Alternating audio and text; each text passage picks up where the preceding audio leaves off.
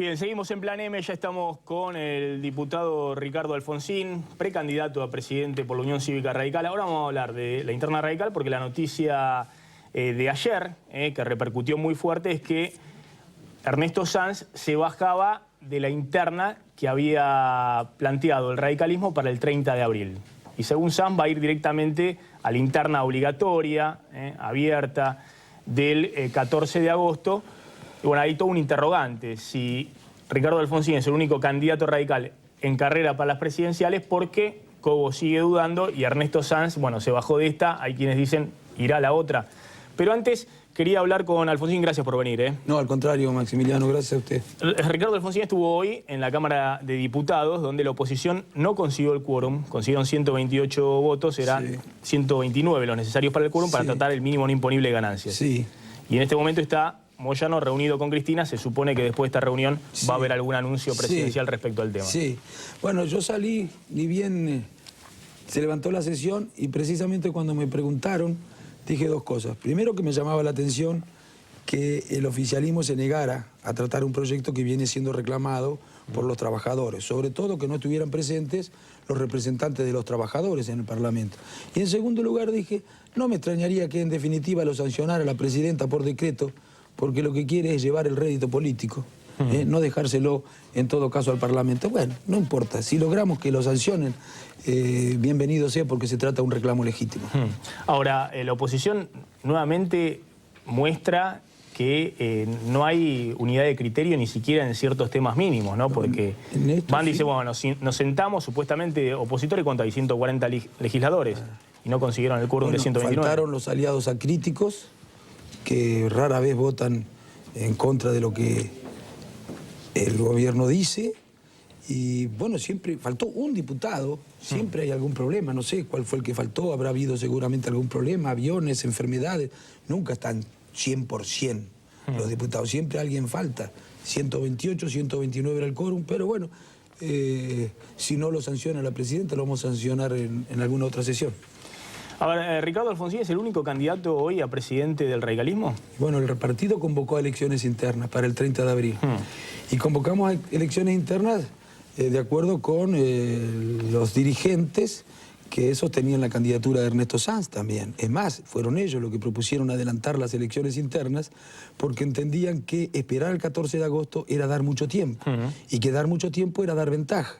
Que no había tiempo después del 14 de agosto para hacer todo lo que había que hacer para persuadir a la sociedad de que lo mejor que le podía pasar a los argentinos era un triunfo del frente. Ayer desistieron de presentarse el 30 de abril, de manera que la Junta Electoral no tiene otra cosa que hacer, no puede hacer otra cosa que consagrar en esta interna candidato al único que a Ricardo Alfonsín. A quien habla, claro. A ver, Ricardo, le pido un segundito porque está hablando ahí en Casa de Gobierno justamente lo que decíamos, ¿no? De un anuncio, está el ministro Carlos Tomada, Moyano y Amado Boudou en Casa de Gobierno. Es importante destacar al lado de este resultado que corona las negociaciones de este año de la actividad de camioneros, que también se han propuesto y consensuado una cláusula vinculada con la retribución en el periodo vacacional. Y muy brevemente lo quiero explicar porque creo que es un avance. En la actividad había algunos valores, algunos montos de carácter no remuneratorio que por ese mismo carácter no se pagaban en el periodo de vacaciones. Han tomado la decisión de darle carácter remuneratorio a este plus vacacional, que va a consistir en un pago de 69 pesos por día y en el periodo de las vacaciones gozadas. Esto genera entonces un tratamiento igual a los salarios remunerativos, tanto en el periodo de la actividad como en el periodo de vacaciones.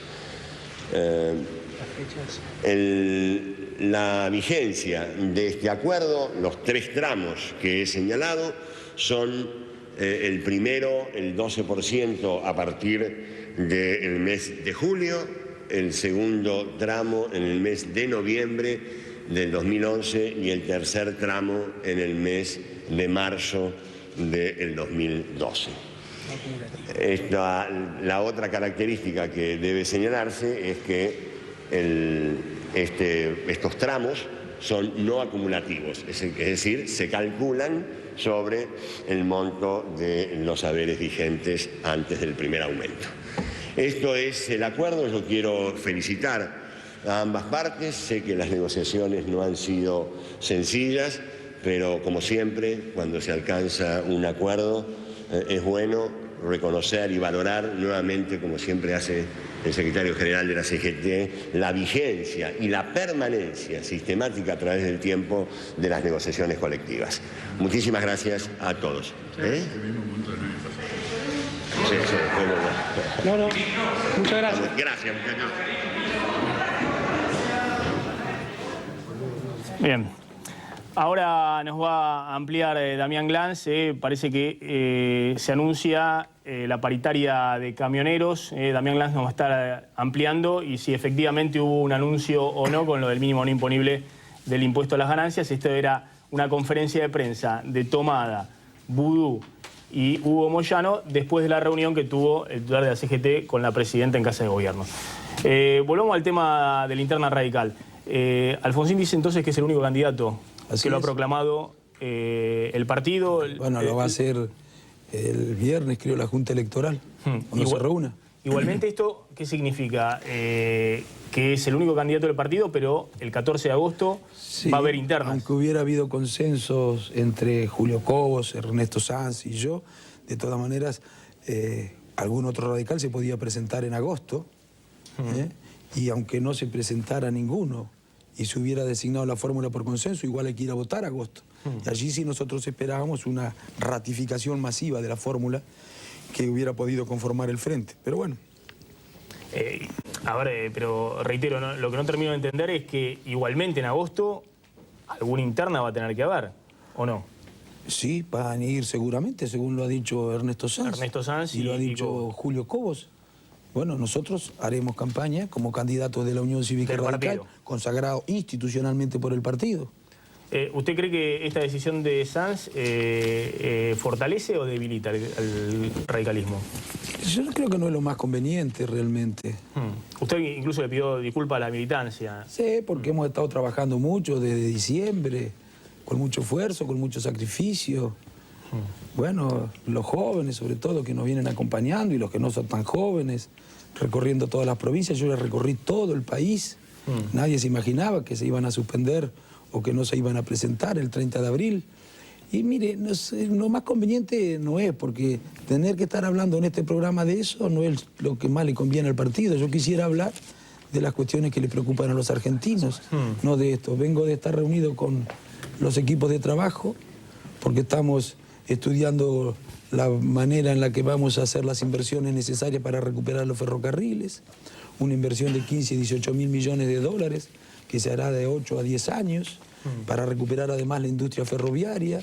Estamos pensando en un mecanismo para construir 4.000 kilómetros de autopistas en el país en los primeros 4 años de gestión. ¿Sabe cuántos mueren por año en las autopistas, Maximiliano?